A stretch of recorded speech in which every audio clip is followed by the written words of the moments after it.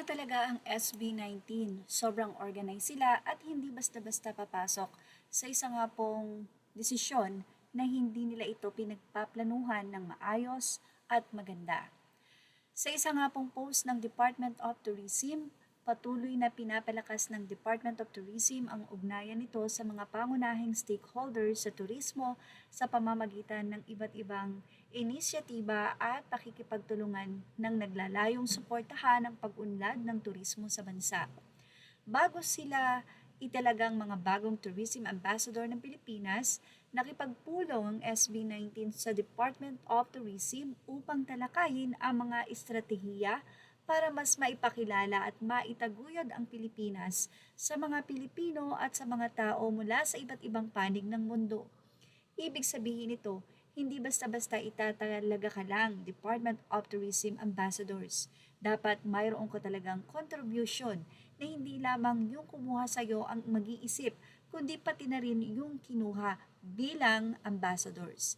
Sa pandaigdigang antas naman, nagsagawa ang Department of Tourism ng magkahiwalay na pakikipagpulong kay Japan Minister of Land, Infrastructure, and Transportation and Tourism Kaneko Yasushi at sa International Chamber of Commerce ICC Philippines. Nakatuon ang mga pag-uusap sa pagpapalakas ng ugnayan sa ibang bansa at kooperasyon sa larangan ng turismo. Pinaiigting din ng kagawaran ang paghahanda para sa Asian Summit 2026 na gaganapin sa Pilipinas sa pamamagitan ng pakikipag-ugnayan sa mga kaukulang ahensya ng pamahalaan at mga katuwang sa pagsasagawa ng mga kaganapan. Samantala, kabilang sa mga nakipagpulong mula sa pribadong sektor, sina Inquirer President Mr. Paulo Prieto and Philippine Hotel Owners Association's Executive Director Benito Bengzon Jr. Bukod sa mga internal na pagpupulong, nakipag-ugnayan din ang Department of Tourism sa mga katuwang na ahensya ng pamahalaan, kabilang ang Land Bank at Tourism-Oriented Police for Community Order and Protection TAPCOP upang talakayin ang mga hakbang na makatutulong sa pagpapabuti ng kabuuang karanasan ng mga biyahero at turista sa Pilipinas.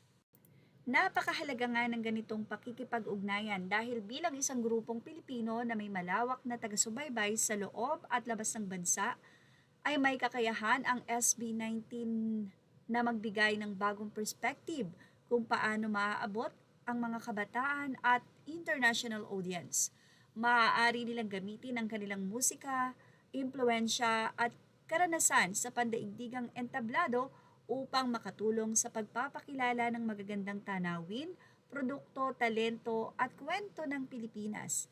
Kaya ang kanilang pagiging tourism ambassador ay hindi lamang tungkol sa pagkakaroon ng titulo. Mas mahalaga na nakikibahagi sila sa pagbuo ng mga paraan kung paano mas makikilala at mamahalin ang bansang Pilipinas, hindi lamang ng mga Pilipino kundi ng mga tao sa buong mundo. Sa ganitong paraan makikita na ang DOT at SB19 ay nagtutulungan. Ang Department of Tourism ay mandato at programa para sa turismo habang ang SB19 naman ay may malikhaing pananaw, malawak na reach at koneksyon sa mga tagahanga sa iba't ibang panig ng mundo. At yan ang ating Showbiz Now update. Images are all credit to the rightful owners. Please like, share, and subscribe. And thank you for watching Showbiz Now.